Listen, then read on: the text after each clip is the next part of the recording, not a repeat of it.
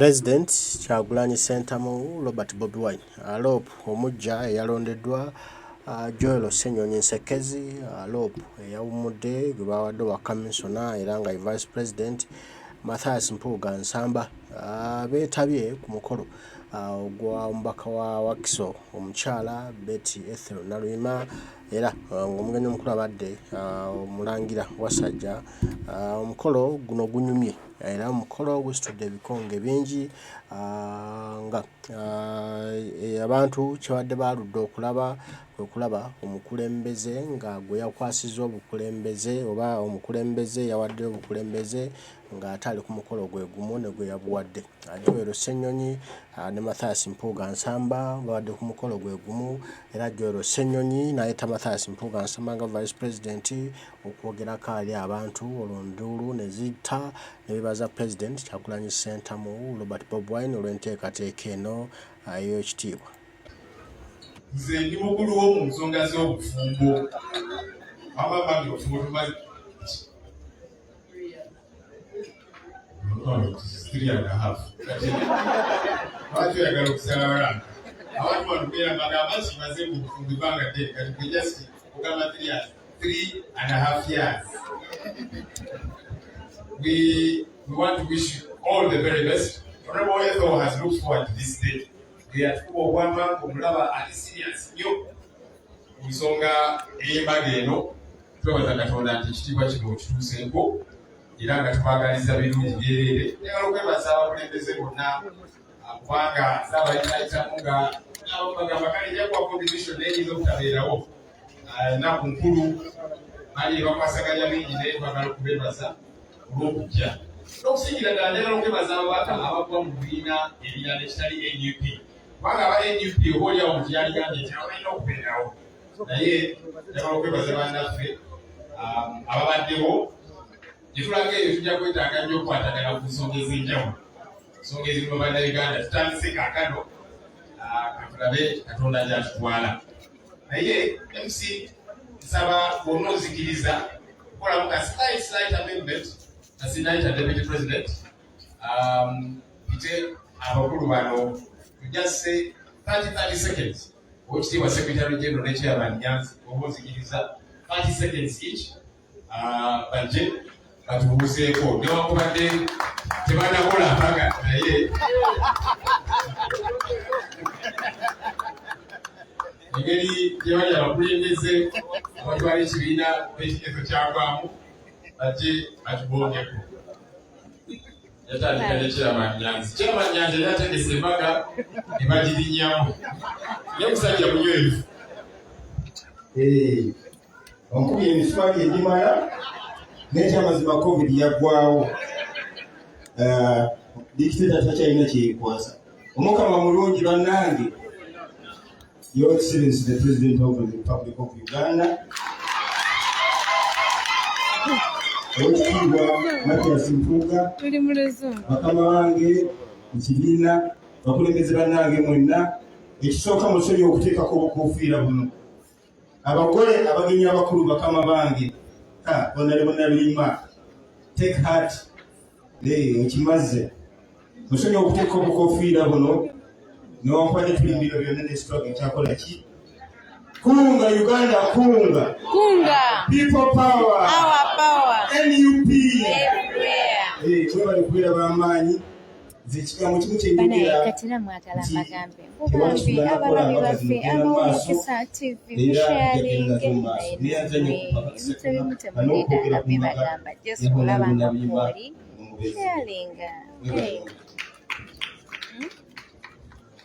mukadde waffe omulangira Sebo Mr. President, Deputy President, Sebo members of Parliament and all leaders, mayors, members of the National Executive Committee, UP, Neosingra Dara, Honorable Ethel, together with your loved one, your husband now.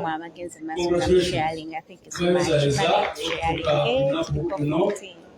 Era tuli basanyufu nnyo okulaba nga olunaku luno olutuuseeko Katonda waffe olw'ekyo.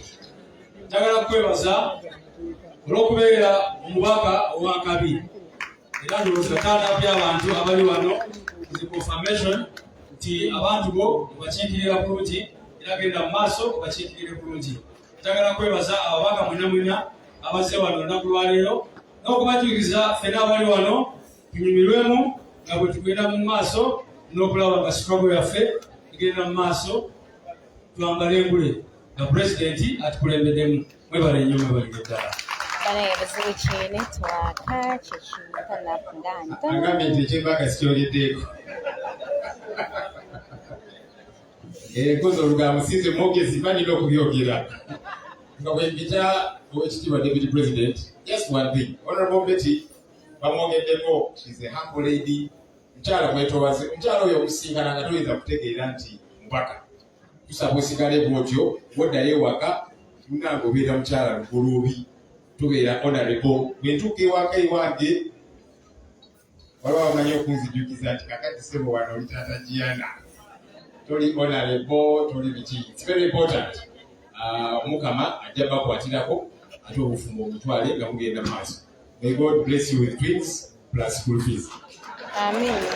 Basebo nibajja muzikirize mpite owekitiibwa Right Honorable Mathias Mpuuga ajje ayogere.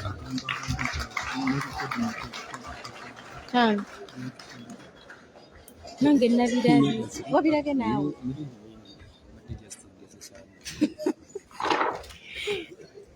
So, Mwangila, so President, Sabaganzi, so wekitiibwa Minisita w'Eggwanga leero abagole batukyazizza kamugeezi ka leero tusinkana wano. Mukama mulungi nnyo tumukwere mu ngalo abagole bano. Babaka bange abakulembeze ku mitendera egy'enjawulo, abazadde b'abagole bano, mikwano gyabwe basibo ne banyabo. Mwana olugolobi n'omukyala olunaku lwamu ffe tuzze kwewalizaawo Katonda abatambuziza olugendo ingiriya lwattotodde lwe mutambudde ebbanga eryo lyonna. Nembeera ga mazima buli omu eri munne okutuusa olwaleero. Mwanika Gwanjala ono ndowooza amanyiiko ebyafaayo bitonotono nti mukyala ogoloobi twali mu kiraasi emu ebyobufuzi naye nga tusimako ku myaka era yawulirizanga nga twogera.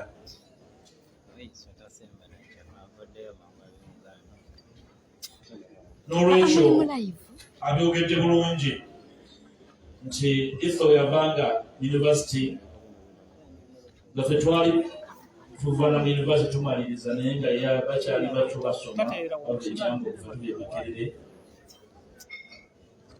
Same class, same experience. Twabaza Mami Lugoloobi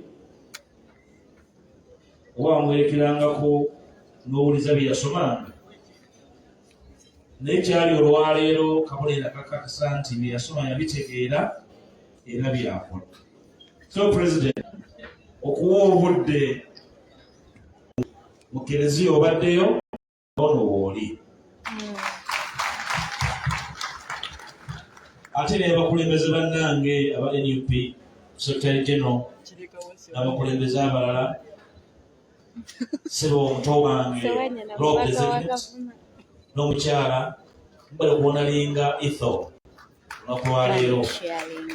Mami Lugoloobi kati okakasa nti mukyala wo ali mu bantu, Wakiso yenna ali wano, ne Uganda yonna eri wano oba President waali. Bayinginiya temutya, eggwanga limanyi kye lyalonda President waalyo waali. Olwekyo tukugumya yinginiya tenwa twambadde engule, mukyala wo ali ku mwanjo sijja kumwerabira. Ate mutukoze bulungi olwaleero Etho n'omwami otusembeza mu nnaku zino eza Ssekukkulu ennaku zaaya ez'emirembe kyova olabanga Honorable Namugga talina mutawaana kutuula na Honorable Siranda nga ne Fortunate emboozi ebudde Amakerenda ng'ewali bumaali omubaka waabwe w'eggomba teyesittala ensi bwe yandibadde bwetyo ndowooza yandibadde etambula naye twebaza okubanga mutugasse nga bakulembeze mu ggwanga muno ndowooza Brandon wanaava wano ajagenda agambe bakama be nti aba NUP silabye nga bemulowooza nti obuyinza bwabwe bwabba wabwerere baani bakuumye bakoze kabikotakubaga saba mulangira nkuloopera omuzaana w'embuga ono nti ebyensonga abimanyi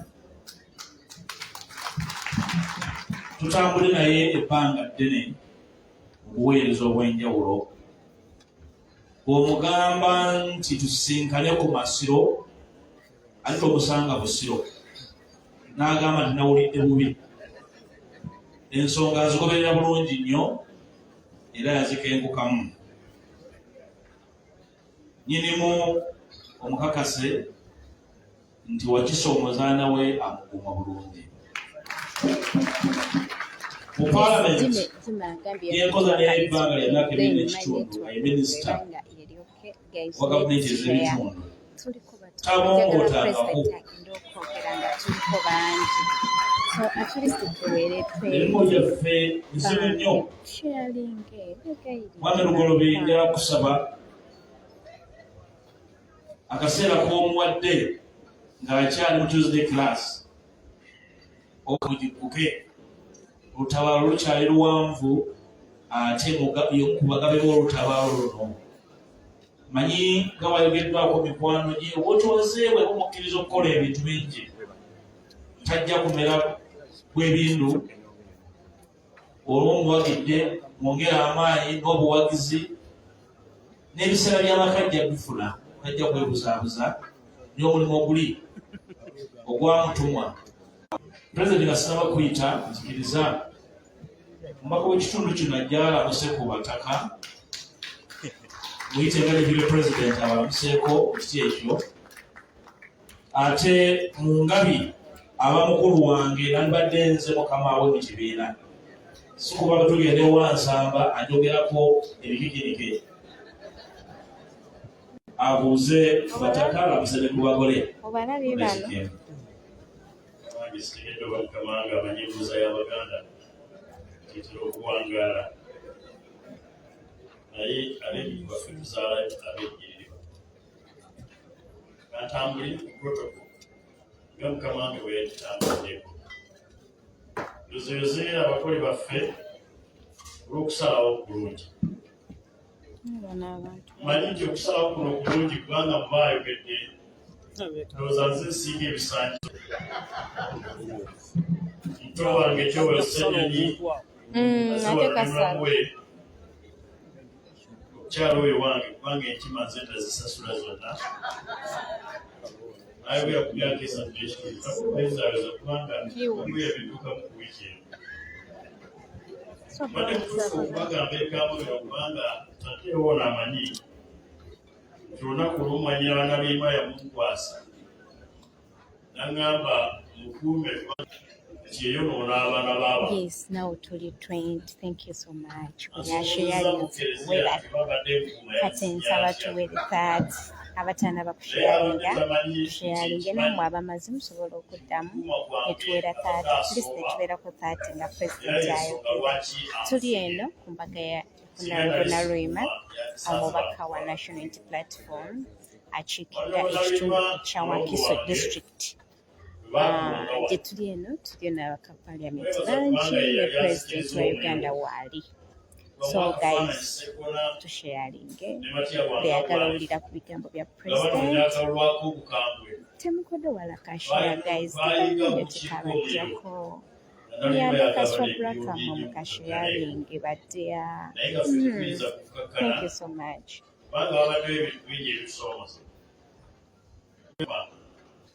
nandisese kubanga ebisese wano bingi tegeeza n'ebiyombya bwe bibanga bingi omuntu tayinza kugaana kuyomba. Uganda wano twali tulina ekizibu ky'abakulembeze ab'ekibugwe. Pulezidenti nkwebaza mulembe guno tetukyalina crisis ya kunoonya abakulembeze. Fact katulina crisis ya kusalawo obukulembeze eki. Bebaza abantu nga Betty okujja ne batuyambako. Nafuna ekizibu wano, najja wano abatuuze ne baŋŋamba tukina mu paalamenti tetugikwatako. Omulongo gwe bannona n'agenda mu paalamenti n'agamba abantu tibamugambye agikwateko. Obusungu bwe bwanfa era obusungu obwo bwe twabukozesa okulaba ebibala bya Betty nabyo. Ate otukwebaza wano ekiseera ekyo wali okyalamulira ku bbanja olw'okukkiriza Betty n'ajja atwegattako. Kambabuulira abatudde zikiriza ssebo, abantu abalungi era abagezi abategeevu tebakoma okwesamba ebyobufuzi, tebakoma okukkiriza abantu abatasaanidde okujja okutufutubbalako. Waliwo abantu ng'ekituufu balina kukulemberwa naye embeera ne zibafuula abantu abatukulembera ebiwundu bye tujiga mu Uganda olwaleero. N'olwekyo nsaba abantu abagezi abanyeni, bw'obanga nawe wekkiririzaamu nti oli mugezi ng'amagezi go tegajja lwa mukaaga, musituke tutaase ensi. Ne Kebeya yagamba nti naye mulaba bwe tuli obubi bugwe ng'amenyesemenyese, tusituke twekembe tuzimbe bugwe omujja. President nze njogera mu experience ya myaka 17 n'omukyala. Olwaleero luno lwennyini emyaka 17 egiweze mu bufumbo obw'empisa y'ensi, naye giweze 16 n'ekitundu nga Yesu atumanyi. Neebaza Katonda nti ekyange tekyali kuyeekera. N'olwekyo ntuzaayoza abagole baffe ate era tujja bawo obuwagizi. Taddewo jangano neebuzaako bange ebintu bino mbimanyi. Saba mwannyinaze oyo omukuume bulungi, omukwate ng'ekibya ekyatika, aleke kukwatikira mu ngalo. Ngalo yansanga ebizibu bingi, nandaba ebizibu bingi mu bafumbo ab'ensangi. Walabye ow'ekikumi ngatto ow'ekikumi-mu-9 ogamba nti olinda otya okufa okutta omuntu ku myaka 10. Bw'obanga owulira oyagala kufa, mamange Betty Namboozi yakugamba mbeefaanana bw'ekikiriza otya okufa wekka. Fa n'omuntu, aye n'omuntu gwe tulina okufa naye. Bannange ekizibu tetwajjirwa tukimanyi. Kankomaawo okwogera ebyobufuzi ngakwebaza kiwa ekitiibwa Deputy President wampadde omwaganya okwogererako wano ng'ate liizi wano kabaka yagyazikanze. Nsaba emirembe ya Kristo ekisinga okutegeera naawe gikubeereko, gikunyweze mu bufumbo bw'emmanyi nti naawe sebo kyakola. Abanaakubatirira amakubo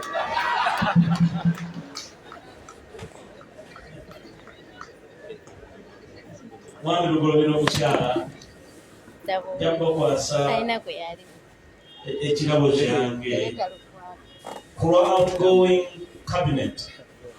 Betty mwabadde nga minisita ate naye nga president amaze omugase president akuyite ojje ogere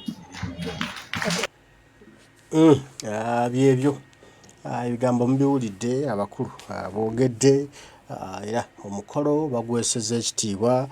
Naffe tuyozaayoza Honorable Betty Ethel Narima n'omwami Engineer olw'ekitiibwa kino amakula gemutuuseeko. Omukama Katonda ayongere okubagumya, ayongere okubatambuza obulungi, buli kimu kitambule bulungi. Kale mwenna gye muli mbaagala nnyo, mwebale kubangako muno tugobereranga Mukama Katonda dunda lugaba namugereka nsaba abankumire mwenna gye muli bwe naakoma waate mbasange tuddemu tubyogere mweraba bataayi bange.